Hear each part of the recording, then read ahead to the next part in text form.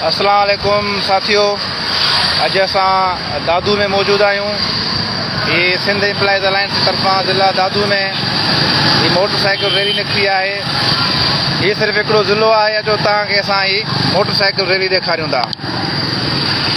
ये सवे न पर हज़ारे मोटरसाइकिलनि जी रैली आहे जेके ज़िला दादू हेडक्वार्टर ते खैरपुर नाथन शाह, मेहड़, जोही, कक्कड़, खानपुर, सीता, राधण ये सभु मुलाज़िम पहुता आहिनि, जंहिंमें उस्ताद आहिनि, पैरामेडिक जा आहिनि, एपका जा आहिनि, एरीगेशन जा आहिनि, गस्टा जा आहिनि, पेटेल जा आहिनि। हीअ जेका रैली तव्हां ॾिसी रहिया आहियो, सवे न बल्कि हज़ारे जेके ही मोटरसाइकिलूं आहिनि जंहिं ते असांजा मुलाज़िम दोस्त पंहिंजे हक़नि जे ख़ातिर निकितल आहिनि, जंहिंमें DRA जी हासिलात, पेंशन जे कार्य कानून जे ख़ात्मे जी ॻाल्हि थियल आहे, ग्रुप इंश्योरेंस मुलाज़िमनि खे ॾिनो वञे, उन सां गॾोगॾु जेको आहे एनुअल फंड जेको आहे रिटायरमेंट टाइम ते उहो ॾिनो वञे। हीअ हज़ारे मोटरसाइकिलनि जी रैली आहे जेको दादू प्रेस क्लब तरफ़ रवां दवा आहे।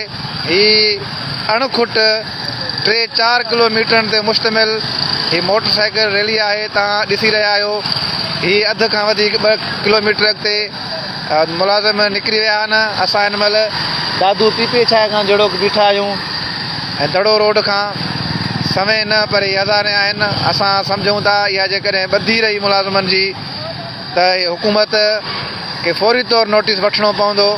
हीअ सिर्फ़ु हिकिड़ो ज़िलो आहे, जेकॾहिं सिंध उथली पई त मां सम्झां थो सिंध सरकार खे को बि रस्तो न बचंदो। मुलाज़िमनि जा मुतालबा हर हाल में सिंध सरकार खे मञणा पवंदा। हीअ काफ़िला तव्हां ॾिसी रहिया आहियो, सॼे दादू ज़िले मां हीअ काफ़िला गॾु थिया आहिनि। असांजा उस्ताद वञनि था पिया, जंहिंमें सभु मुलाज़िम, न सिर्फ़ु उस्ताद पर सभु जा सभु जेके मुलाज़िम आहिनि उहे गॾियल तौरु निकिता आहिनि। हिन जो मक़सदु DRA जी हासिलात, पेंशन जे कार्य कानून जे ख़ात्मे ताईं, ग्रुप इंश्योरेंस मिलण ताईं ऐं एनुअल फंड जे मिलण ताईं जदोजहद जारी रहंदी।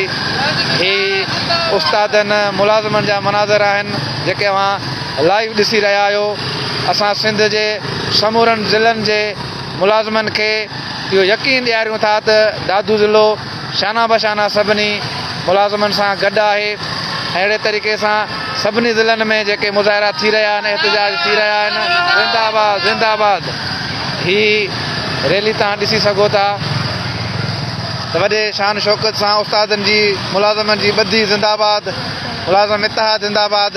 हीअ रवां दवा आहिनि काफ़िला दादू प्रेस क्लब तरफ़।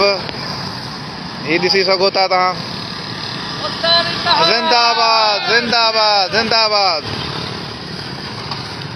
हाणे वरी अॻिते हलूं था, उते वरी जेको आहे लाइव मंज़र ॾेखारींदासीं, पंहिंजे ॿधी जो सबूत ॾींदा हलंदासीं।